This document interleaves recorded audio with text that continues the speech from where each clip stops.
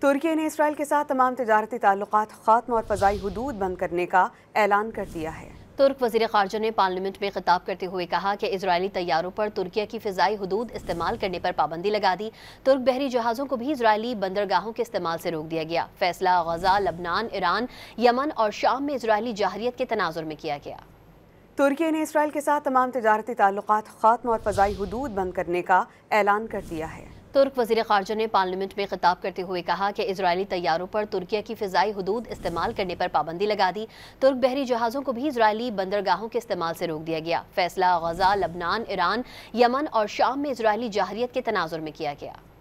ترکی نے اسرائیل کے ساتھ تمام تجارتی تعلقات ختم اور فضائی حدود بند کرنے کا اعلان کر دیا ہے۔ ترک وزیر خارجہ نے پارلیمنٹ میں خطاب کرتے ہوئے کہا کہ اسرائیلی طیاروں پر ترکیہ کی فضائی حدود استعمال کرنے پر پابندی لگا دی۔ ترک بحری جہازوں کو بھی اسرائیلی بندرگاہوں کے استعمال سے روک دیا گیا۔ فیصلہ غزہ، لبنان، ایران، یمن اور شام میں اسرائیلی جارحیت کے تناظر میں کیا گیا۔